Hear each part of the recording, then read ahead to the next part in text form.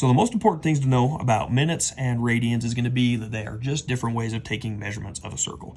So you've got a circle, you've got your radius, and we know that there are 360 degrees within that circle, and then there are 2 pi radians, and that's essentially how they are defined. So now there's 360 degrees, but now we've got to break that into minutes of angle, or MOA. So it's broken up kind of like time. You've got minutes, degrees, and seconds, meaning that there are 60 minutes in 1 degree. So 60 minutes is 1 degree. And I grew up and know the system. They know that 1 MOA at 100 yards is roughly 1 inch.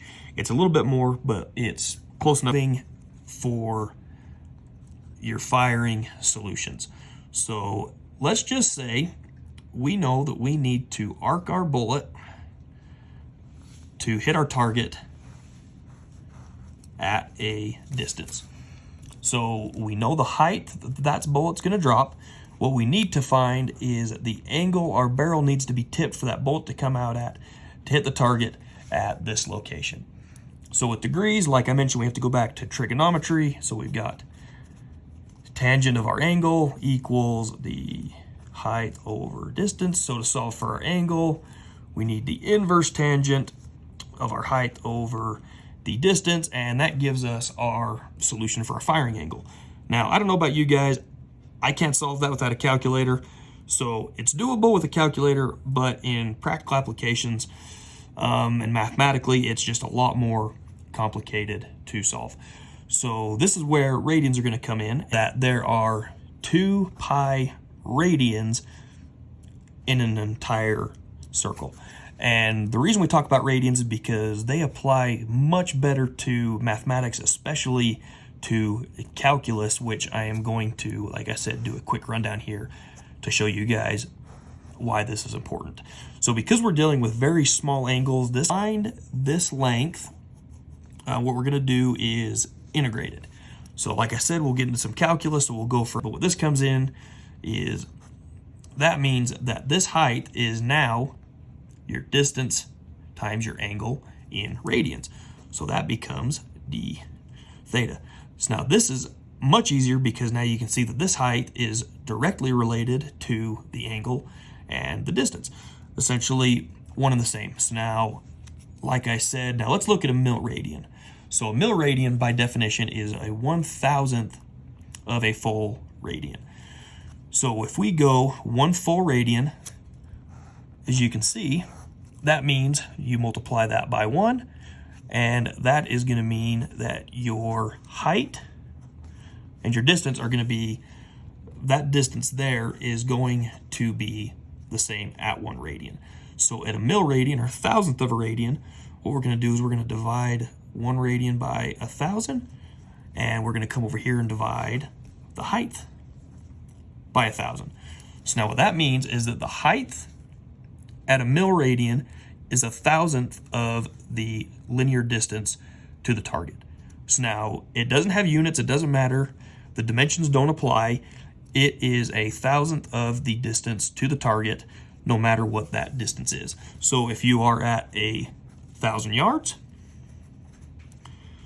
you are going to take 1 mil radian, is going to be 1,000th of that, is going to be 1 yard. 1,000 meters, a mil radian is going to be 1 meter in height. So that's kind of why it is very useful to break it up into this, because when you're trying to solve it mathematically, it breaks down to a mil radian is 1,000th of the distance to the target, no matter what.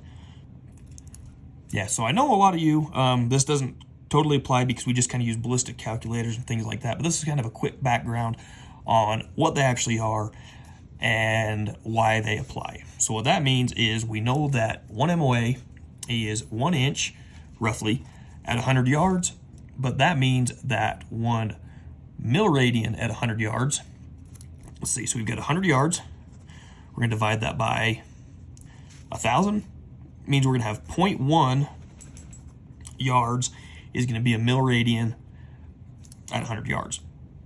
So now we're going to break this down into inches because it is just much easier. So there are 36 inches in a yard.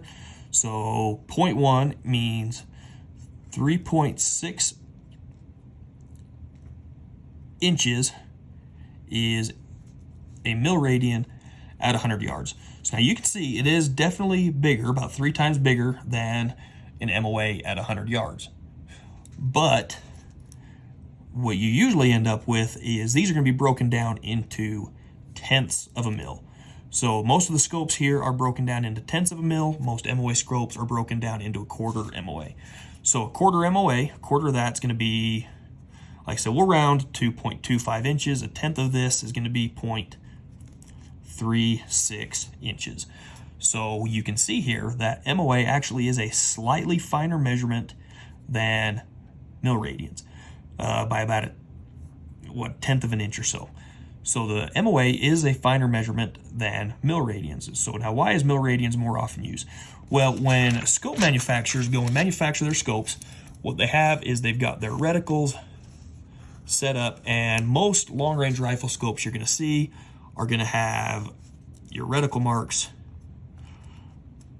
broken up something like this. Now, the way these are broken up is for MOA scopes, most of the time the distance to this first line is going to be 1 MOA. So the MOA is a finer measurement, so you can't cram near as many in here, or you get to the point where you can't see them. So for Mil Radian scopes, they usually break these down, like I mentioned, into tenths of a Mil Radian. So the way they usually break these down is these are going to be finer measurements because your Mil Radian is going to be 3 times bigger than this. So you're going to be 1 mil at this distance, which means you have your finer breakup marks in here to define. And a lot of the times these are set up as 2/10, so 0.2 mils.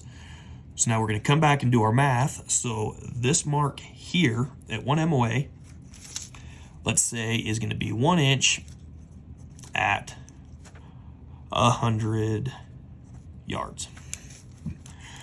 So now we know that 1 mil is 0.36. A tenth of a mil is going to be 0.3. So 2/10 is going to be 0.6 inches at 100 yards. So even though your MOA is going to be a finer unit of measure, the way that the reticle size and the reticle spacing works out is you actually do tend to get finer measurements with Mil Radians on your rifle scope reticle. Now, some rifle scopes do come in and have half MOA hash marks, but the problem with that is you start getting so cluttered in your reticle that it's going to be hard to see your target and to identify and see where you're holding. So mils just lends itself to much better spacing. And like I said, the math is just going to be easier to solve for distance, to solve for height, and to solve for your trajectory angle without a calculator in the field. It just lends itself more mathematically to finding angles.